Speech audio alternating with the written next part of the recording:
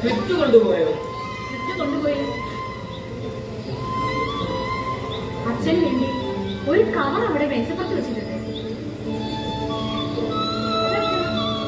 അത് നിനക്കുള്ളതാ? അല്ല അച്ഛാ, അച്ഛന് തരാനാണ് ഏൽപ്പിച്ചതാണ്.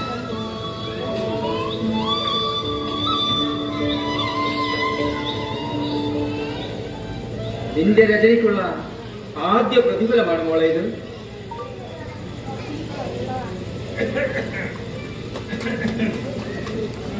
അല്ല, അച്ഛൻക്ക് എന്താ പതിവില്ലാതെ?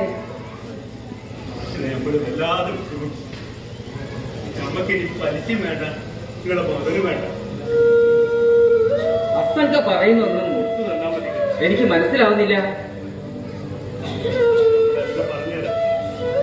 നിങ്ങൾ തന്ന പൈസ നമ്മൾ കൂട്ടി നോക്കിയപ്പോ നിങ്ങൾ വാങ്ങിയതിനേക്കാൾ എത്രയോ ഇരട്ടി നമ്മൾ നിങ്ങളോട് വാങ്ങിക്കുന്നത്.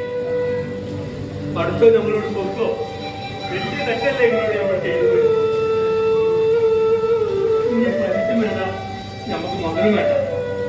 മതി, നിങ്ങൾ ഞങ്ങളോട് പുറത്തു തന്നാ മതി. എനിക്ക് അച്ഛൻക്കയോട് ഒരു വിഷയവുമില്ല. ഞാനല്ലേ കുറ്റക്കാരൻ. നമ്മക്കത് കേട്ടാ മതി. ആ കുട്ടി ഫീസടയ്ക്കാൻ വെച്ച പൈസയല്ലേ നമ്മൾ നിങ്ങളെ കയ്യിൽ നിന്ന് പിടിച്ചു വാങ്ങിക്കൊണ്ടായത്. പൊറുക്കോ പഠിച്ചോ നമ്മളോട്? മോളെ പഠിച്ചോ നമ്മളോട് പൊറുക്കോ? അച്ഛൻക്ക വിഷമിക്കണ്ട. എനിക്കും മോൾക്കും അച്ഛൻക്കയോട് ഒരു വിരോധവുമില്ല. നമുക്ക് കേട്ടാ മതി. നമ്മൾ പോട്ടെ മോളെ, പൊറുക്കണം. നമ്മൾ പോട്ടെ.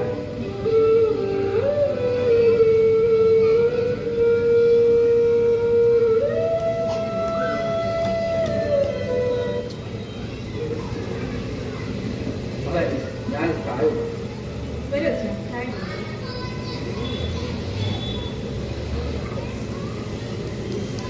Hello Sangeetha, good morning. സംഗീതയുടെ വീട് കണ്ടിട്ട് ഏറെ പ്രയാസപ്പെട്ടു. നിങ്ങൾ അതിനകത്ത് ഫേമസ് ഒന്നും അല്ലല്ലോ. ഒരു നെയിം ബോർഡോ വീട്ടിലേക്ക് ഒരു ടാറോഡോ ഒന്നും ഇല്ലല്ലോ. എന്തായാലും എനിക്ക് നന്നായി ഇഷ്ടപ്പെട്ടു. ഗ്രാമീണ തുളുമ്പി നിൽക്കുന്ന ശാന്തസുന്ദരമായ അന്തരീക്ഷം.